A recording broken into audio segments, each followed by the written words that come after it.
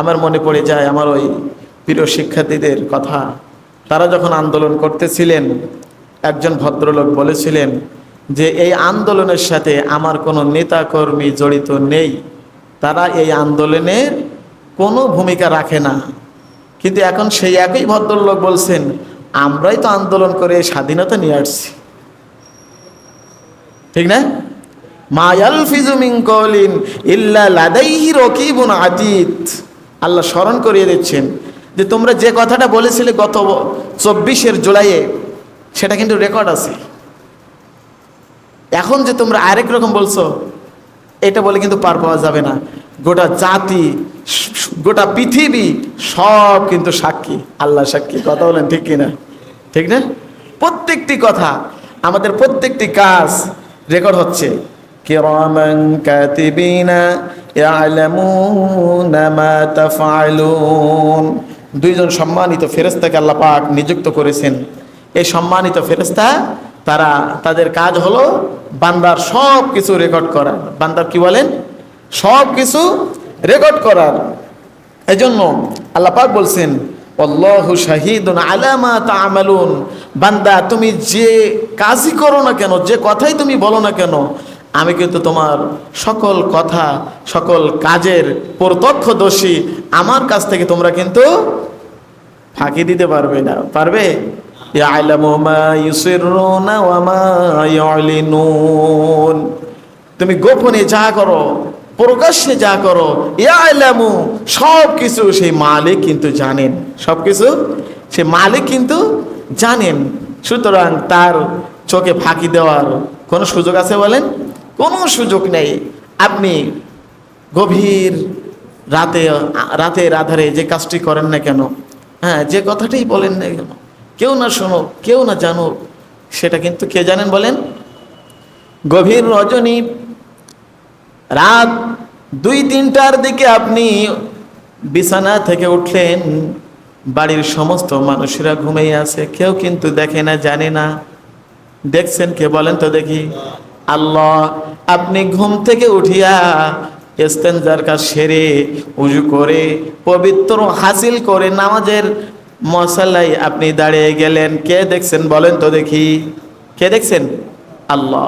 কে দেখছেন? আল্লাহ। আল্লাহই দেখছেন। এজন্য শাহিদুন আলা মা তা'মালুন, তিনি প্রত্যক্ষদর্শী। বান্দা তুমি যা করো না কেন, তুমি তার চোখ থেকে মোটেও কি করতে পারবে না, ফাঁকি দিতে পারবে না।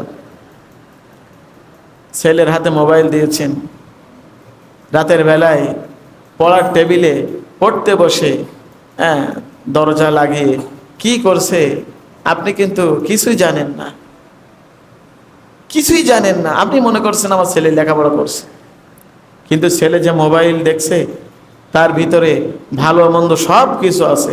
সে যে কি দেখছে না দেখছে, কে দেখছে বলেন তো? আল্লাহ। আল্লাহ দেখছেন। এজন্য আমরা মুসলিম হিসেবে, ইমানদার হিসেবে যতক্ষণ পর্যন্ত না এই বিশ্বাস অন্তরে ধারণ করতে পারবো যে আমি যা কিছু করি সব আমার মালিক দেখে, ওয়া হুয়া মাআকুম আইনামা কুনতুম ওয়াল্লাহু বিমা তা'মালুনা বাসীর।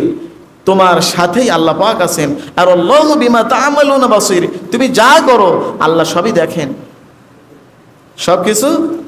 আপনি গোপনে যা করেন, প্রকাশ্যে যা করেন, ওয়ালাকাদ খলাকনাল ইনসানা ওয়া না'লামু মা তুওয়াসওয়িসু বিহি নাফসুহু। শুধু মুখ দিয়ে যে কথা বলবে সে কথা নয়, চোখ দিয়ে যা দেখবে সেটি নয়, কান দিয়ে যা শ্রবণ করবে সেটি নয়, বরং তোমার হৃদয়ের গভীরের মধ্যে যা কিছু তুমি চিন্তা কল্পনা করো, যা কিছু তুমি আঁকো, সব কিছুই আরশে আজিমের মালিক আল্লাহ পাক জানেন। বলেন সুবহানাল্লাহ। সব কিছু সে আল্লাহ জানেন, সব কিছু তিনি জানেন।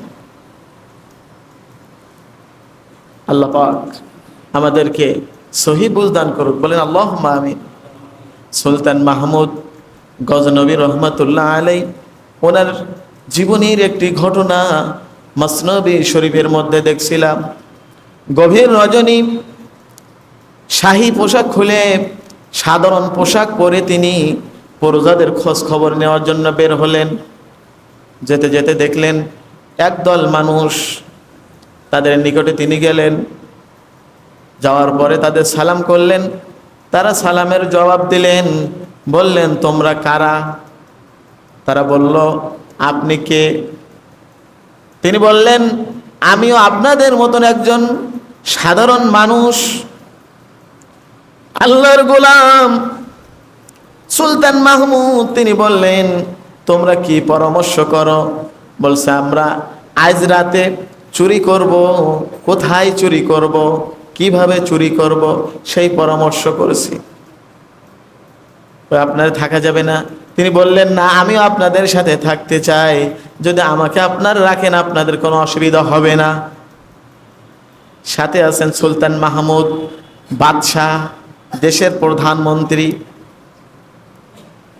চোরেরা যখন পরামর্শ করল, 5 জন চোর পরামর্শ করতে লাগলো যে তোমাদের মধ্যে কি কি বৈশিষ্ট্য আছে, কার কি গুণাবলী আছে এক এক করে বলো। একজন বললেন আমার একটা বৈশিষ্ট্য আছে, রাতের বেলায় যখন কোনো বাড়িতে প্রবেশ করার সময় ওই বাড়ির কুকুর ডেকে ডেকে কি বলতে চাই আমি বুঝতে পারি, এতটুকু গুণ আমার মধ্যে আছে। আরেকজন বললেন তোমার কি গুণ আছে? তিনি বললেন আমি রাতের বেলায় যে মানুষটারে একবারে দেখি, দিনের আলোতে আমি হুবহু তাকে চিনতে পারি। আরেকজন বললেন তোমার কি গুণ আছে? তিনি বললেন আমি মাটি সুখে দেখে বলতে পারি এই বাড়ি এই মাটির নিচে কোন জায়গায় ধন সম্পদ লুকানো আছে। আরেকজন বললেন আমার একটি শক্তি আছে, সে শক্তি হলো আমি বাড়ির প্রত্যেকটা দরজায় যে তালা দেওয়া থাকে, আমার হাতে যে শক্তি আছে ওই শক্তি প্রয়োগ করে আমি তালাগুলো খুলতে পারি। সুলতান মাহমুদ রহমতুল্লাহ আলাই সর্বশেষ তাকে জিজ্ঞাসা করা হলো, ওহে মেয়া তোমার কি গুণ আছে বলো তো দেখি।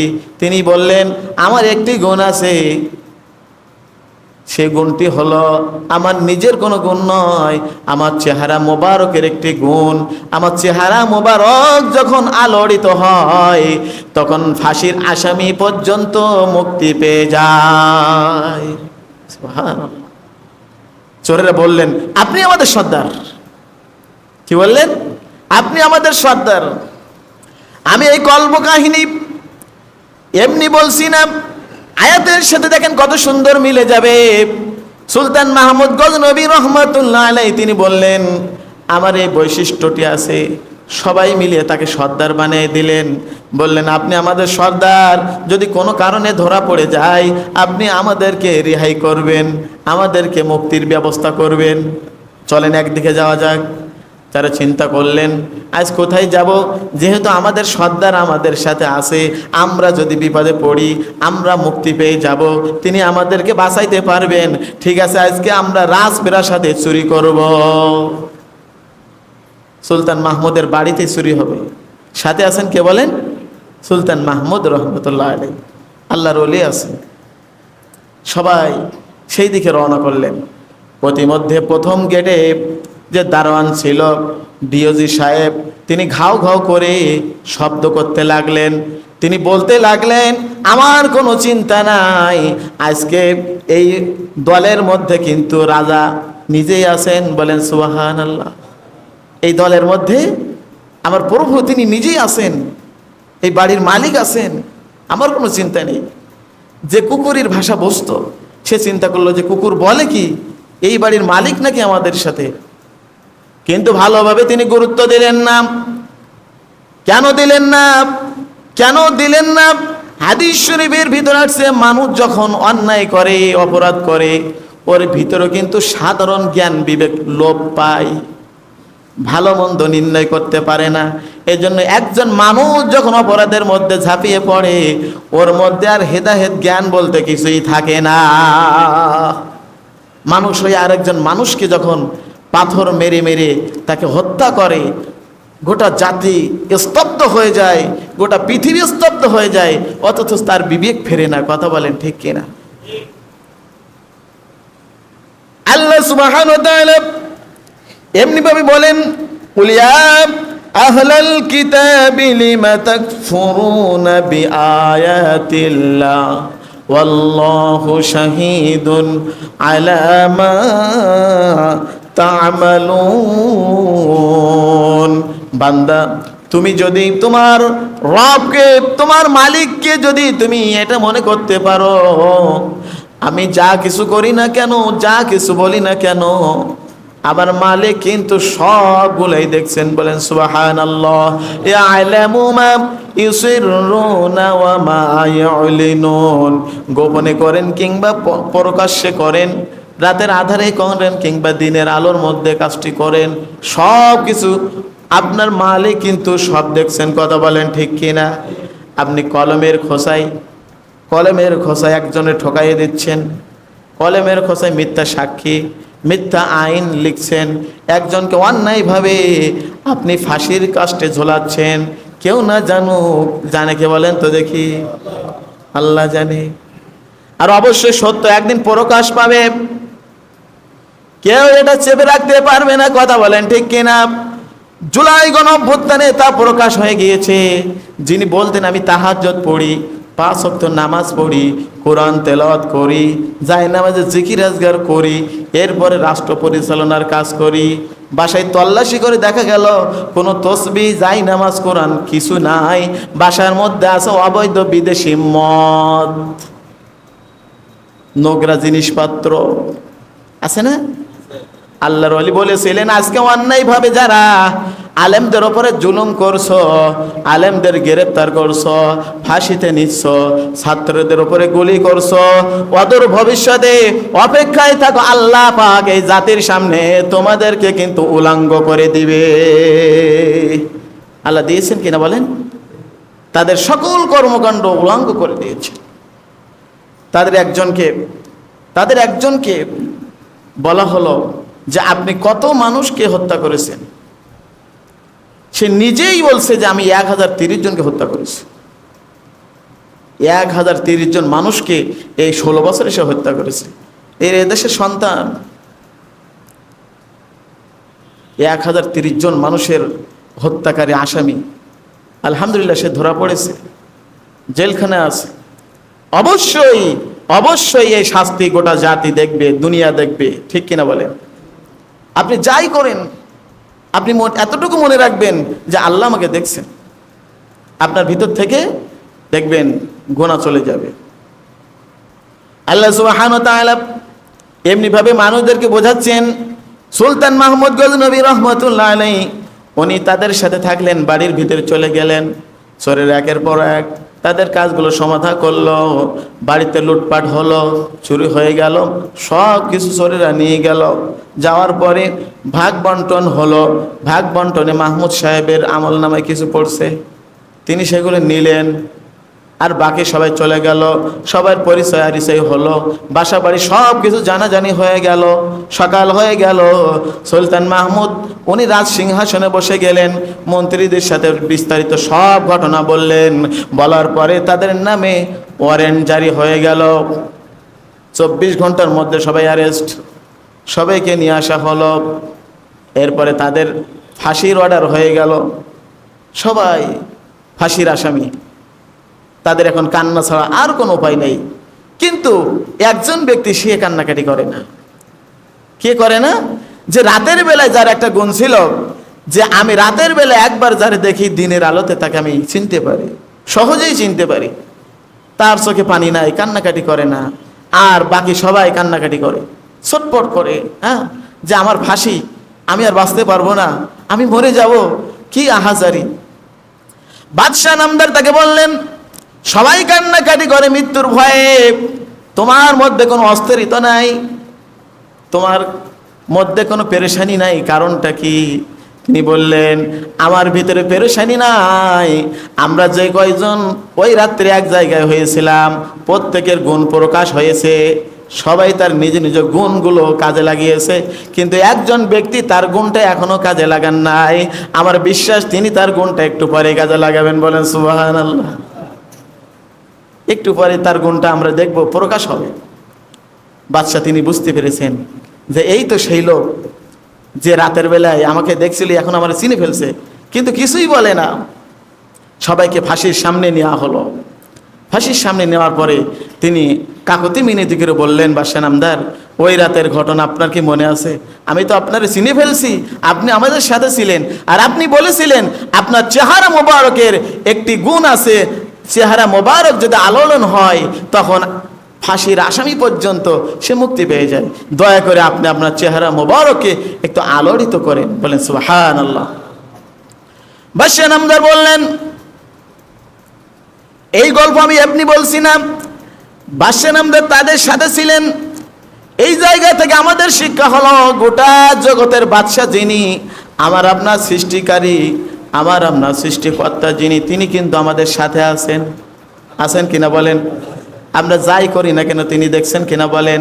যা কিছু বলছি তিনি শুনছেন কিনা বলেন?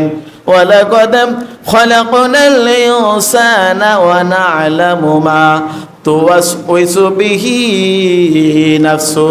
আল্লাহ পাক বলেন, ওয়ালাকাদ খলাকনাল ইনসান, আমি মানুষকে সৃষ্টি করেছি, ওয়া না'লামু মা তুওয়াসওয়িসু বিহি নাফসু, আমি সৃষ্টি করে তাদের এমনি ছেড়ে দেই নাই, তাদের অন্তরের মধ্যে, গভীর অন্তরের মধ্যে যা কিছু চিন্তা ভাবনা কল্পনা হয়, যা কেউ বুঝতে পারে না, আমি আল্লাহ কিন্তু সেটাও জানি।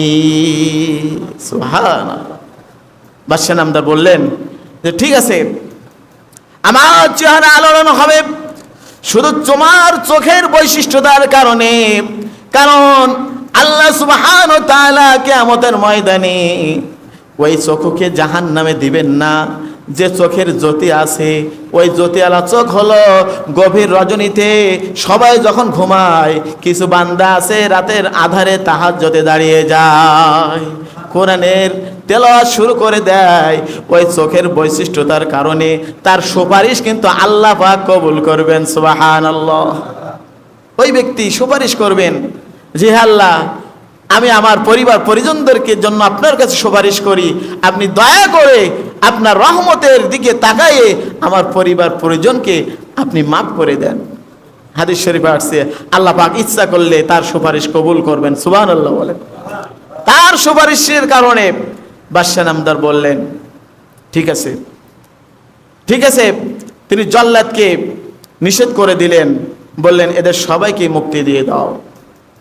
সবাই বাদশাহ নামদারের পায়ের উপরে উপর হয়ে পড়লেন, বললেন, বাদশাহ নামদার, আপনি আমাদের নতুন জীবন দিয়েছেন, আজ থেকে আপনার হাতে হাত রেখে বায়াত গ্রহণ করলাম, আর কোনোদিন এই জগতে যতদিন বেঁচে থাকবো চুরি আমরা আর করব না। সুবহানাল্লাহ, সুবহানাল্লাহ। আমরা কোনোদিন আর চুরি করব না। আজকে থেকে আমরা তওবা করলাম, ফিরে আসলাম, আমরা আমাদের মালিকের হুকুম তামিল করে চলবো, তার সাথে নাফরমানি করব না, কারণ তিনি তো আমাদেরকেও দেখছেন। আপনি যেভাবে আমাদেরকে দেখছেন, আমাদের সাথে ছিলেন, আমাদের সাথে সব কিছুর খবর আপনি জানেন, রাখেন, আমার আপনার যিনি মালিক তিনি তো সব কিছু দেখছেন না বলেন? আপনি এক দোকানে যে বাগেরহাটে দেখছিলাম যে এক দোকানদার ভাই, তিনি অভিযোগ দিচ্ছেন যে আমার কাছে 10 লাখ টাকা চাঁদা চেয়েছে। বড় বেচারা বিপদের মধ্যে তিনি অভিযোগ করেছেন, কিন্তু ভয়ে আছেন যে আমার জীবনের হুমকি। আমার প্রশ্ন হলো, আপনি যদি এতটুকু মুসলমান হয়ে চিন্তা করেন যে আমার মালিক আমাকে দেখছেন, কোনোদিন আপনি চাঁদার পয়সা নিতে পারবেন না, কথা বলেন ঠিক কিনা? মানুষকে ঠকাতে পারবেন না, মানুষের স্বাধীনতা হরণ করতে পারবেন না, কথা বলেন ঠিক কিনা? আর এর জন্য কোরআনুল কারিমের জ্ঞান, আমল, ইলম আপনার মধ্যে থাকা লাগবে, কথা বলেন ঠিক কিনা? আজকে আলেম ওলামাদেরকে বলা হয় এরা স্বাধীনতার বিপক্ষের লোক, এরা স্বাধীনতা বিরোধী, বিভিন্ন রকম গালি দেওয়া হয়। আমি তাদেরকে বলি, দেখেন, যারা কোরআনকে বুকে ধারণ করে এরা কোনোদিন স্বাধীনতা বিরোধী হতে পারে না, কোনোদিন হতে পারে না। আপনি দেখান দিন, কোরআনের ধারক বাহক যারা কোনো মানুষের স্বাধীনতা কি নষ্ট করেছে? স্বাধীনতা মানে কি? আপনি উন্মুক্তভাবে আপনার সকল অধিকারগুলো আপনি ভোগ করতে পারবেন, কথা বলতে পারবেন, কাজ করতে পারবেন, আপনার কেউ বাধা দেবে না, এটাই তো স্বাধীনতা। আমরা পেরেছি কি বাকি 16 বছরে? আমরা স্বাধীনভাবে চলতে পারিনি, স্বাধীনভাবে কথা বলতে পারিনি, আমাদের স্বাধীনতাকে কেড়ে নেওয়া হয়েছিল। তাহলে স্বাধীনতার পক্ষে আমরা না বিপক্ষে আমরা? কথা বলেন দিন। আমরা স্বাধীনতার পক্ষে, স্বাধীনতা রক্ষাকারী, আমরা স্বাধীনতা বিরোধী নয়, বরং যারা মানুষের স্বাধীনতা নষ্ট করে তারাই হলো স্বাধীনতা বিরোধী। কথা বলেন ঠিক কিনা? আজকে এক শ্রেণীর ভদ্রলোক তারা আমাদেরকে গালি দেয়। ভারতে 10 বছর শিলিগুড়িতে কাটিয়ে আসছে ভারতীয় মহিলাদের খেদমতে, ওখান থেকে আবার দেশে এসে এখন বড় বড় কথা বলে, আমাদের নিয়ে কথা বলে। আমরা যারা কোরআনের পক্ষে থাকতে চাই আমাদেরকে নিয়ে সমালোচনা করে। কিন্তু আলহামদুলিল্লাহ আজকে জাতি সজাগ, তারা বুঝতে শিখেছে যে কারা মানুষের স্বাধীনতা হেফাজত করে আর কারা মানুষের স্বাধীনতা হরণ করে। এটা কিন্তু জনগণ বুঝতে শিখেছে। কথা বলেন ঠিক কিনা? বন্ধুগণ আমার, ওই দিকে যাব না। আল্লাহ পাক আমাদেরকে বলছেন, বান্দা ইয়া আইয়ুহাল্লাযীনা আমানু কুল ইয়া আহলাল কিতাবি লিমা তাকফুরুনা বিআয়াতিল্লাহ ওয়াল্লাহু শাহীদুন আলা মা তা'মালুন। সুতরাং বান্দা একটু চিন্তা করো, চিন্তা করে পা বাড়াও। মা ইয়ালফিযু মিন কওলিন ইল্লা লাদাইহি রাকীবুন আতীদ। এমন কোনো কথা নাই, এমন কোনো কাজ নাই যা কিছু আল্লাহ শোনেন না, আল্লাহ দেখেন না। সব কিছু কিন্তু রেকর্ড হচ্ছে বান্দার, সব কিছু রেকর্ড হচ্ছে। এই জন্য ওই আল্লাহর উপরে আপনি ঈমান রাখেন, ওই আল্লাহর উপরে আপনি ভরসা রাখেন, আল্লাহকে আপনি ধারণ করেন, কোরআনকে আপনি ধারণ করেন। এমনিভাবে যদি জীবন পরিচালনা করতে পারেন আপনি ইহকালে শান্তি এবং পরকালে মুক্তি পেয়ে যাবেন, পরকালে মুক্তি পেয়ে যাবেন। এজন্য অল্প কথা বলবো, আমাদেরকে আজকের জমায় অন্তত পক্ষে এতটুকু শিক্ষা আমরা নিব যে আমাদের সকল কর্মক্ষেত্রে, সকল জায়গাতে আমরা এতটুকু মনে করতে পারবো না যে আল্লাহ পাক আমার সাথে আছেন, তিনি আমাকে প্রত্যক্ষ দেখছেন, তিনি আমাকে প্রত্যক্ষ দেখছেন। আমি যেটা গোপন করি কিংবা প্রকাশ্য করি তিনি আমার সব কিছু খবর রাখেন।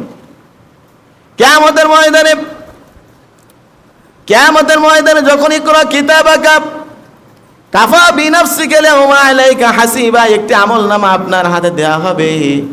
আমলনামা পড়ে আপনি অবাক হয়ে যাবেন, অবাক হয়ে বলবেন আল্লাহ এখানে এমন কোনো কিছু বাদ নাই যা ক্ষুদ্র থেকে ক্ষুদ্রতম, ছোট্ট একটি নেকি আবার ছোট্ট একটি পাপ সব দেখছি লিপিবদ্ধ করা হয়েছে, সব কিছু।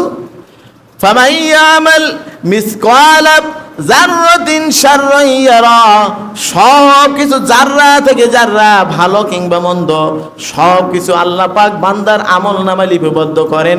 কিয়ামতের দিন সেটাকে আপনার দেখানো হবে। কথা বলেন ঠিক কিনা? সব কিছু আপনার দেখানো হবে, সব কিছু দেখানো হবে। ওই বিভীষিকাময় ময়দানে সাহায্যকারী কিন্তু কেউ থাকবে না। কথা বলেন ঠিক কিনা? কেউ সাহায্যকারী থাকবে না, আপনার পাশে কেউ দাঁড়াবে না, আপনার উপকারে কিন্তু কেউ আসবে না। কথা বলেন ঠিক কিনা? যদি আপনি একটি পরিশুদ্ধ আত্মা নিয়ে উঠতে পারেন, আপনি সুন্দর একটি কলব নিয়ে উঠতে পারেন, আল্লাহ পাক আপনারা মাফ করে জান্নাতের মেহমান বানাবেন। আর যদি আপনি ধরা পড়ে যান তাহলে জাহান্নাম ছাড়া কিন্তু উপায় থাকবে না, জাহান্নাম ছাড়া। মাইয়াশফা শাফাআতান হাসানাতান ইয়াকুল লাহু নাসিবুম মিনহা ওয়া মাইয়াশফা শাফাআতান সাইয়্যাতান ইয়াকুল লাহু কিফলুম মিনহা। আর এক শ্রেণীর মানুষ তারা অবাক হয়ে যাবে, আল্লাহ আমি তো এই গুনাহ করি নাই, কিন্তু আমার আমলনামায় দেখছি এই গুনার নামটি লেখা আছে। কারণটা কি? আবার কিছু মানুষ বলবে আল্লাহ পাক অমুক ভালো কাজ তো আমি করি নাই, আমি তো কোনোদিন হজ করতে যাই নাই, অথচ হজের সওয়াব আমার আমলনামায় লেখা আছে। কথা বলেন। মাইয়াশফা শাফাআতান হাসানাতান ইয়াকুল লাহু নাসিবুম মিনহা, কুরআনুল কারীমের আয়াত দিয়ে বলছি।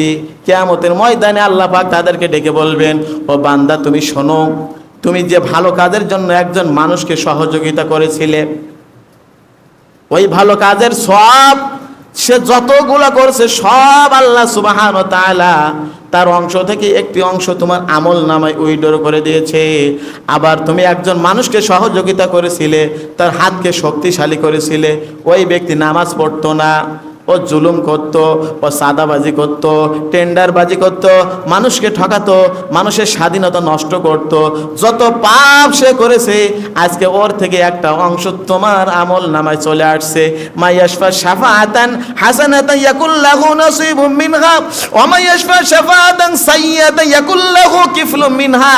সামান্য থেকে সামান্যতম অপরাধ যদি করা হয়, ওই অপরাধের একটি অংশ কিন্তু আমল নামায় চলে আসবে। আমার আপনার কারণে, আমার আপনার সহযোগিতায়, আমার আপনার হাতের দ্বারা, আমার আপনার মুখের দ্বারা যদি একজনকে সহযোগিতা করা হয়, তাহলে এই সহযোগিতা হবে কোরআনের পক্ষে, ইসলামের পক্ষে।